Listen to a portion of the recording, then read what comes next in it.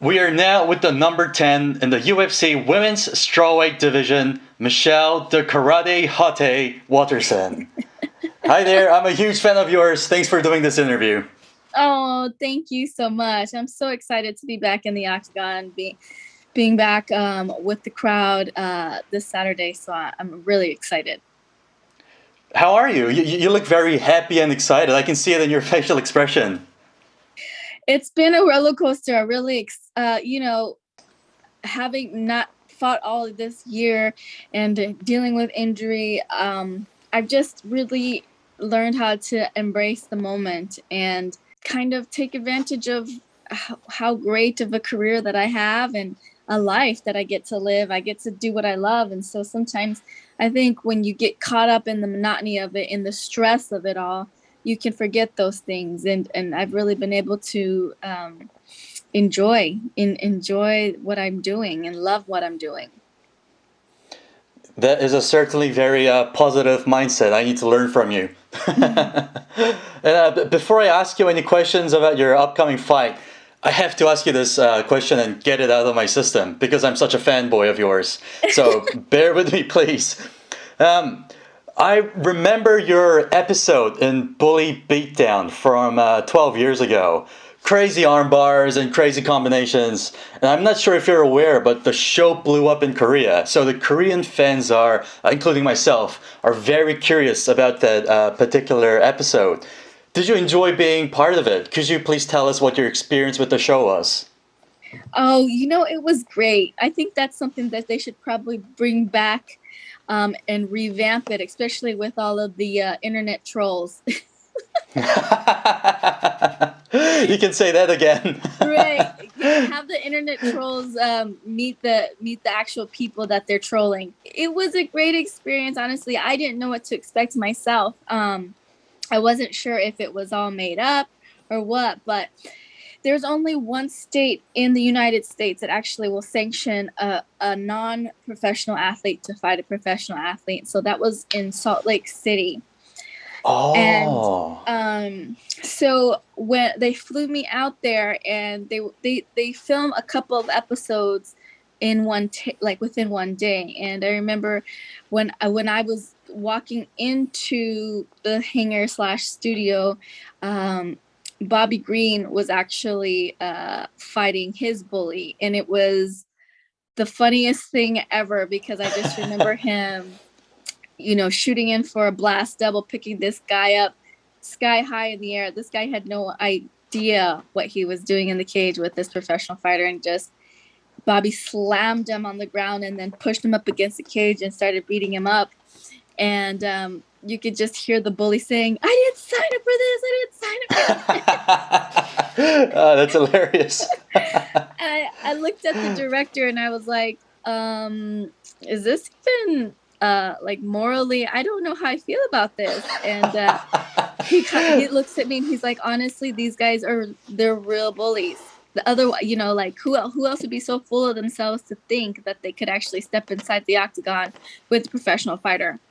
So he just said these guys are just experiencing a little bit of what the torture that they put onto other people, all their lives, and hopefully they get a little bit of a taste of their own medicine.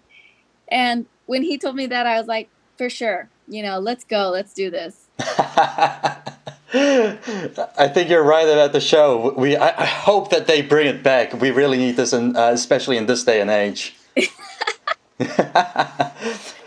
All right, so let's talk about your next fight against Amanda Lemos. Yes. She was on a 5-win streak, then lost her most recent fight against Jessica Andrade. What do you think of your opponent, Amanda, as a fighter? I think she's great. She actually come down to Jackson Wink and trained with me before she moved to from 25 to 15. So I've known her. I didn't expect us to cross paths. A lot of times if I've trained with somebody, I usually don't, call them out. But it was a fight that she was interested in, and a fight that the UFC thought would be entertaining. And I when they offered me the fight, I took it. And I do think stylistically it will be a great fight because she does like to sit down and bang. She switches stances. She's had success at 115, but I don't necessarily think outside of Andrade, she has fought the level of competition that I have fought. But in the same breath, she is still climbing. She's good. She's young. She's hungry. I feel like I have my tools beat her tools. Wow, it sounds like it would be safe to assume that we will see some fireworks this weekend. And Yeah, without absolutely. revealing too much of your game plan, how do you intend to approach this fight? Really just go in there and have fun. I think so many times we get in our own way. We get in our heads, and we allow the pressure of the moments to shadow that the excitement of the moments. And I'm not with that anymore. Like, it's just so funny. Like, when I first started fighting, I was just excited to go out there. I never thought about anything else. I was just excited to go do martial arts. And I've finally circled back and gotten back to that place where it's like, not very many people get to do what I do. Not very many people get to pursue their passions, stand in front of the things that scare them the most, get better each day, and get paid to do it. And I do. And so I really just have embraced the process of it all. And I'm just looking forward to going out there, taking a deep breath, and just letting everything fly. Wow, that's very, very wise of you. Is this something that you learned through your martial arts background, or were you always this positive? I kind of look at it as, a garden. I guess if you don't plant, vegetables and flowers and beautiful things, weeds will grow. Weeds will go regardless. And even when you're planting beautiful things, weeds will grow. And so, like, that's kind of how, the negativity and the pressure and the doubt and the self-sabotage, that's how all of that stuff creeps in. And so you really have to be mindful of all those things, and as you're growing your garden, pick those out.